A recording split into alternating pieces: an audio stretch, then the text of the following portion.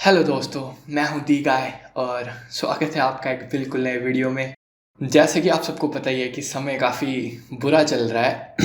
Computers और gaming computers के मामले में स्पेशली, क्योंकि जीपीयूज़ और दूसरे पार्ट भी कई काफ़ी रेडिली अवेलेबल नहीं है, मतलब कि आसानी से हाथ नहीं लगते और स्पेशली मतलब सही प्राइस पे तो बिल्कुल भी हाथ नहीं लगते। तो मैंने सोचा कि काफ़ी देर काफ़ी देर से मैंने इस चैनल पे वीडियो नहीं डाली, तो मैंने सोचा क्यों ना कोई प्री बिल्ट पीसीज सिलेक्ट किए जाएं अच्छे वाले जो मुझे अच्छे लगें, और आप लोगों को सुजेस्ट किया जाए कि जो लोग इस टाइम में पीसी बनाना चाहते हैं, गेमिंग पीसी बनाना चाहते हैं या फिर मतलब थोड़ा अच्छा पीसी बनाना चाहते हैं, चाहे वो वीडियो एडिटिंग के लिए हो, किसी के लिए भी हो, मतलब जिसके अंदर ग्राफिक कार्ड वगैरह ये सब चीज़ें हो, डेफिनेटली कि अच्छा कंप्यूटर हो, तो क्यों ना मैं आपको प्री बिल्ट सजेस्ट करूँ। तो मैंने फिर थोड़ा रिसर्च किया अमेज़ोन पे, लेकिन मैंने कुछ कंप्यूटर्स भी सिलेक्ट कर लिए, लेकिन जब मैंने डिटेल में एनालिसिस किया, मतलब रिव्यूज़ वगैरह पढ़े और उनकी प्रोडक्ट डिस्क्रिप्शंस देखी, उनकी स्पेसिफिकेशंस वगैरह देखी, तो मुझे कुछ ये 3 चीज़ें मिली हैं जो मैं आपको बताना चाहता हूँ, जो आपको पता होनी चाहिए ख़रीदने से पहले, अगर आप कोई प्री बिल्ट अभी अमेज़ोन से ख़रीदने का सोच रहे हैं। तो 3 चीज़ें हैं, 3 नेगेटिव्स हैं बेसिकली इस चीज़ के बारे में, प्री बिल्ट कंप्यूटर्स के बारे में 3 नेगेटिव्स बताऊंगा। और स्पेशली ये नहीं है कि ये प्री बिल्ड्स के बारे में ही है, लेकिन स्पेसिफिकली ये अमेज़ोन पे जो मैंने चीज़ें देखी, 3 नेगेटिव्स देखे, वो 3 पॉइंट्स मैं आपको बताऊंगा जो कि आपको कंसिडर करने चाहिए अगर आप एक प्री बिल्ट ख़रीदने की सोच रहे थे। तो आप इन 3 चीज़ों पे डेफिनेटली ध्यान दें। तो लेट्स गो। हाँ, तो the first point is upgradability. तो अपग्रेडेबिलिटी, एक कंप्यूटर के अंदर बेसिकली 7 कंपोनेंट होते हैं, मतलब अगर हम मॉनिटर, कीबोर्ड, माउस वगैरह को कंसीडर ना करें, सो बेसिकली जो चीज़ें हमारे कैबिनेट के अंदर आती हैं और कैबिनेट को मिला के 7 बेसिक कंपोनेंट्स होते हैं शुरू से, और इनमें से 2 कंपोनेंट्स ऐसे होते हैं जिन पे आपके कंप्यूटर की मोस्ट ऑफ द अपग्रेडेबिलिटी, कि आप उसके अंदर कितने चेंजेस कर पाएंगे, कितनी चीज़ें बढ़ा पाएंगे, अपनी रैम कितनी बढ़ा पाएंगे, अपना प्रोसेसर कहाँ तक लेके जा पाएंगे, ये 2 चीज़ों पे डिपेंड करता है, जो कि है मदरबोर्ड और पीएसयू। तो आपकी 7 चीज़ों में से ये काफ़ी ज़्यादा इंपॉर्टेंट चीज़ें हैं, मदरबोर्ड और पीएसयू, क्योंकि आपके मदरबोर्ड पे आपकी रैम की अपग्रेडेबिलिटी डिपेंड करती है कि आप कितनी रैम स्टिक्स ऐड कर पाएंगे, कितने साइज़ की रैम ऐड कर पाएंगे, और आप प्रोसेसर कहाँ तक ऐड कर सकते हैं। अगर आपने आज i3 लिया है तो आप i7 तक जा सकते हैं, i9 तक जा सकते हैं कि नहीं जा सकते। और वही AMD साइड में भी Ryzen 3 लिया है, Ryzen 5 लिया है, क्या आप उसे थ्रेडरिपर में अपग्रेड कर सकते हैं या जो भी है, मतलब आप समझ रहे हो ना मेरी बात। और पीएसयू पे डिपेंड करता है कि हम ग्राफिक कार्ड को कितने लेवल तक लेके जा सकते हैं, कितनी हार्ड डिस्क वगैरह लगा सकते हैं कंप्यूटर में। तो अपग्रेडेबिलिटी एक काफ़ी ज़्यादा ज़रूरी पॉइंट होता है हर एक कंप्यूटर में। बट इन प्री बिल्ड्स में इशू क्या है कि जो भी कंप्यूटर्स दिए गए हैं उनके बारे में डिटेल्ड इन्फॉर्मेशन नहीं दी गई कि इनके अंदर मदरबोर्ड और पावर सप्लाई कौन सा यूज़ किया गया है। तो मैंने 3 कंप्यूटर्स बेसिकली सिलेक्ट किए थे अपनी वीडियो जो मैं बनाना चाहता था, जिसे नहीं बना पाया और जिसकी वजह से ही मैं ये वाली वीडियो बना रहा हूँ। तो उनमें से किसी में भी क्लियर और डिफाइंड तरीके से बताया नहीं गया था कि कौन सा पीएसयू यूज़ करा जा रहा है, ठीक है। और अगले पॉइंट्स में भी हम डिस्कस करेंगे, और जहाँ पे बताया भी गया था वहाँ पे क्या दिक्कत थी। तो क्लियरली अगर डिफाइन ही नहीं होगा हमारे पास कि मदरबोर्ड हमारा कौन सा है और कहाँ तक अपग्रेड कर सकते हैं हम सीपीयू को, कहाँ तक रैम को अपग्रेड कर सकते हैं, पीएसयू कौन सा है, मैं कल को ग्राफिक कार्ड अपग्रेड कर सकता हूँ कि नहीं। ऑब्वियसली यार मैं समझता हूँ, ठीक है, प्री बिल्ट है, ओके, लेकिन भाई पैसे तो लगा रहे हैं। अब एक कंप्यूटर मैंने सेलेक्ट किया था, वो आई थिंक 65 का था, एक 75 अराउंड था और एक 85 के अराउंड था। तो मतलब तीनों 10,000 के मार्जिन के अंदर अंदर थे, तीनों का डिफरेंस 10,000 था आपस में।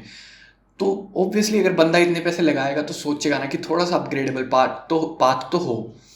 बट ऑब्वियसली ये काफ़ी बुरे समय चल रहे हैं, जैसा कि मैंने शुरू में भी कहा। और प्री बिल्ड्स में फर्स्ट नेगेटिव यही था कि हमें ज़्यादा डिटेल में पता नहीं लगता कि मदरबोर्ड कौन सा और हमारा अपग्रेडेबिलिटी पाथ क्या रहेगा, और ऑफ कोर्स पीएसयू कौन सा है, कितने वॉट्स का है, कितना सर्टिफाइड और वो सब। ओके, सो अब हम चलते हैं अपने सेकंड पॉइंट की तरफ में, जिससे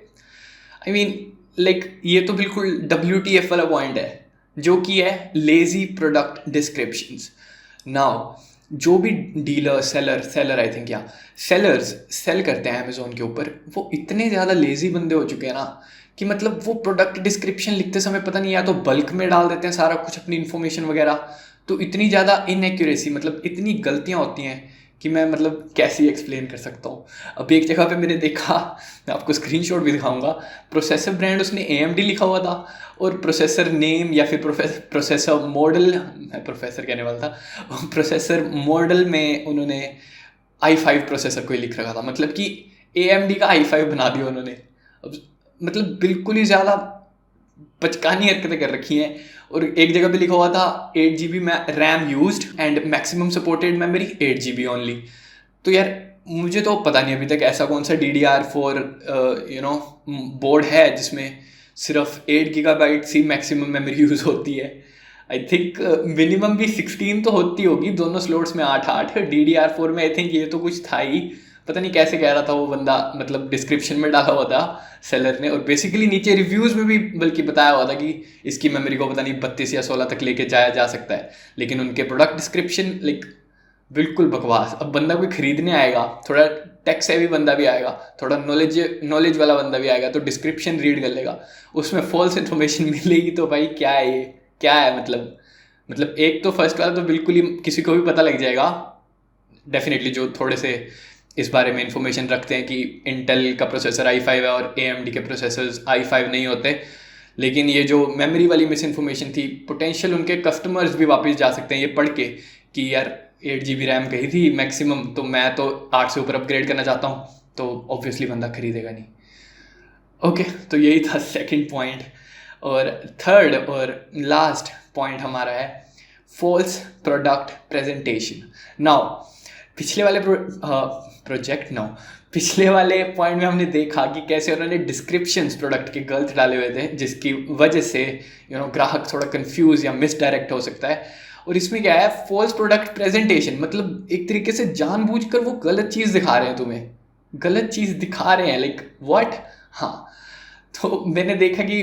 कंप्यूटर की फ़ोटो डाली हुई है, तो अमेज़ोन पे जब भी हम कुछ खरीदते हैं तो सबसे पहले हम फ़ोटो वगैरह देखते हैं कि मतलब चीज़ कैसी दिखती है। और स्पेशली कैबिनेट वगैरह के मामले में ना काफ़ी ये वो होता है कि बंदे को पता लगे कि दिखने में कैसा है, क्योंकि कैबिनेट तुमने लेना ही हो, यही कोई भी ले लो ना, मतलब 1000 रुपये वाला ले लो, कोई भी ले लो, लेकिन तुम्हें देखने में भी होता है कि थोड़ा एस्थेटिक से मैच करे, मेरे कमरे से मैच करे, मेरे बिल्ड से मैच करे, और क्या नहीं,